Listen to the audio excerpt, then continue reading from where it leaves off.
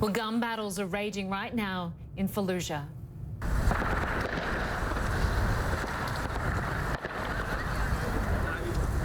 Iraqi forces are still fighting pockets of heavy ISIS resistance a day after the Iraqi government declared that the city had been liberated. Ben Wedeman has just returned from Fallujah and joins us from Baghdad. Ben, the Prime Minister there said Fallujah was completely under government control apart from some fighting. What did you witness when you were there? What we saw, and this really goes in line with what other Iraqi officials are saying, is that the city is not liberated. Some estimate around 60% of Fallujah is now in government hands, but certainly in the northern neighborhoods of Fallujah they're still under ISIS control. Now, what we saw, we entered the city inside an Iraqi army Humvee. We saw block after block of leveled buildings because, of course, the city has been under steady bombardment by Iraqi forces using artillery, tanks, rockets, and mortars.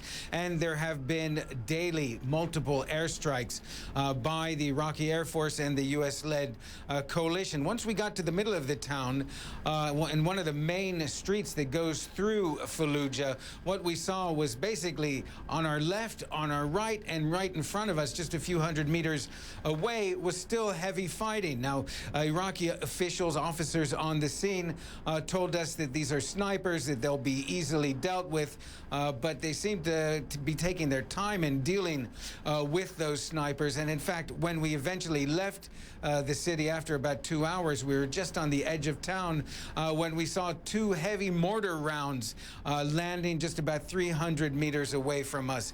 So there definitely is resistance, and it seems quite stiff. And also, Iraqi soldiers were telling us that their progress inside the city has been significantly delayed, they say, because of the number of improvised explosive devices and car bombs that ISIS leaves behind.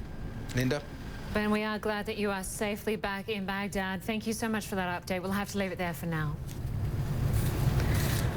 Well, thanks everyone else for joining us for CNN Newsroom. I'm Lynda Kinkade. CNN Equestrian is up next, but first I'll be back with the headlines.